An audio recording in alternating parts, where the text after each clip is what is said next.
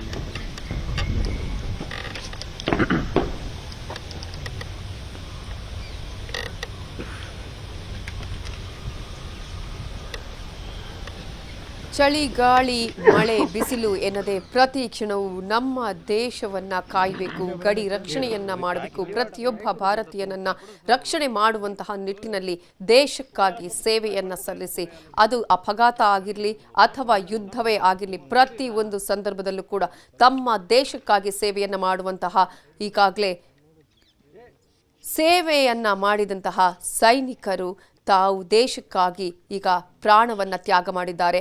ಅವರ ಕುಟುಂಬಸ್ಥರಿಗೆ ಸಿಎಂ ಸಿದ್ದರಾಮಯ್ಯ ಅವರು ಈಗ ಸಾಂತ್ವನವನ್ನು ಕೂಡ ಹೇಳ್ತಾ ಇದ್ದಾರೆ.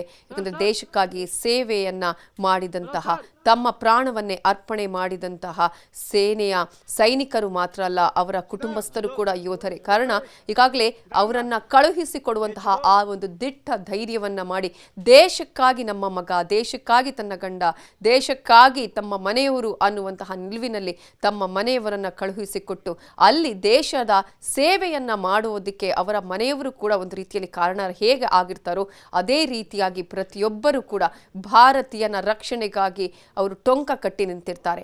ಅದು ಗಡಿಯಾಗಿರಬಹುದು ಅಥವಾ ಯುದ್ಧದ ಸಂದರ್ಭದಲ್ಲಿ ಆಗಿರಬಹುದು, ಯಾವುದೇ ಸಂದರ್ಭದಲ್ಲೂ ಕೂಡ ತಮ್ಮ ದೇಶಕ್ಕಾಗಿ ಸೇವೆಯನ್ನ ಸಲ್ಲಿಸುವಂತಹ ಇಂತಹ ವೀರ ಯೋಧರಿಗೆ ಈಗಾಗಲೇ ಹುತಾತ್ಮರಾದಂತಹ ಕರ್ನಾಟಕದ 4 ಯೋಧರು ಏನಿದ್ದಾರೆ ಅವರ ಪಾರ್ಥಿವ ಶರೀರವನ್ನ ಈಗಾಗಲೇ ತಂದು ಹುಟ್ಟೂರಿಗೆ ಈಗಾಗಲೇ ತೆಗೆದುಕೊಂಡು ಹೋಗಿರುವಂಥದ್ದು. ಅದೇ ರೀತಿಯಾಗಿ ಬೆಳಗಾವಿಯಲ್ಲಿ ಈಗಾಗಲೇ ದಯಾನಂದ ತಿರಕ್ಕನವರ್, ಅದೇ ರೀತಿಯಾಗಿ ಬಾಗಲಕೋಟೆಯ ಯೋಧನನ್ನ ಪಾರ್ಥಿವ ಶರೀರ ಕೂಡ ಈಗಾಗಲೇ ಮರಾಠ ರೆಜಿಮೆಂಟ್ನಲ್ಲಿದ್ದು, ಈಗ ಸಿಎಂ ಸಿದ್ದರಾಮಯ್ಯ ಅವರು ಅಂತಿಮ ಗೌರವವನ್ನು ಸಲ್ಲಿಸಿದ್ದಾರೆ. ಸೇನಾ ಗೌರವವನ್ನು ಸಲ್ಲಿಕೆ ಆದ ಬಳಿಕ ಇದೀಗ ಪಾರ್ಥಿವ ಶರೀರವನ್ನ ಅವರ ಕುಟುಂಬಸ್ಥರಿಗೂ ಕೂಡ ಹಸ್ತಾಂತರ ಮಾಡಲಾಗುತ್ತೆ. ಅಂದರೆ ಈಗ ಸೇನಾ ವಾಹನದಲ್ಲಿ ಅವರ ಹುಟ್ಟೂರಿಗೆ ಈಗ ಅವರ ಪಾರ್ಥಿವ ಶರೀರವನ್ನ ತೆಗೆದುಕೊಂಡು ಹೋಗಲಾಗುತ್ತೆ.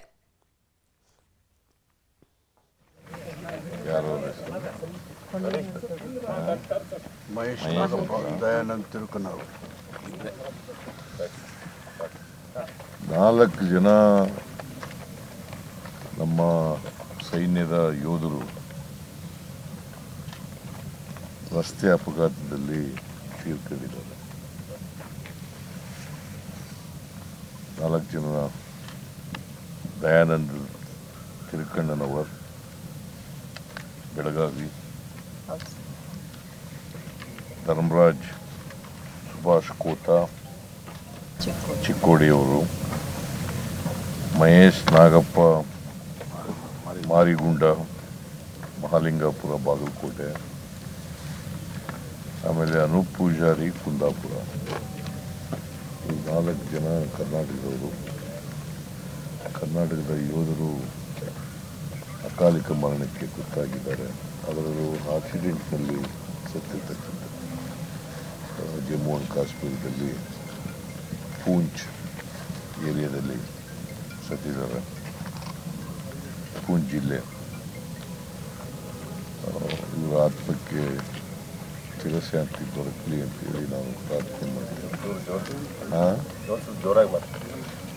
ಇವರ ಆತ್ಮಕ್ಕೆ ಚಿರಶಾಂತಿ ದೊರಕಲಿ ಅಂತೇಳಿ ನಾನು ಪ್ರಾರ್ಥನೆ ಮಾಡ್ತೇನೆ.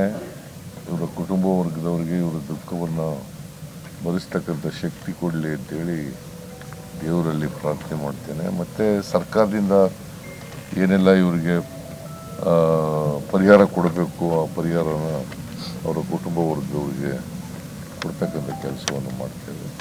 ಬಟ್ ಇವರು ದೇಶ ಕಾಯೋರು. ಯಾವತ್ತು ದೇಶದಲ್ಲಿ ಸೈನಿಕರು, ಉಪಾಧ್ಯಾಯರುಗಳು ಮತ್ತು ರೈತರು, ಇವರು 3 ವರ್ಗದ ಜನ ಭಾಳ ಮುಖ್ಯ ದೇಶಕ್ಕೆ.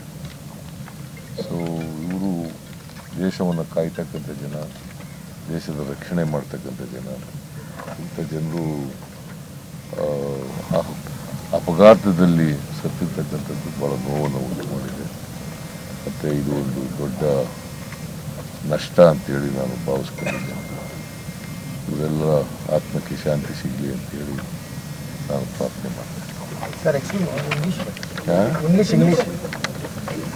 See 4 soldiers from Karnataka.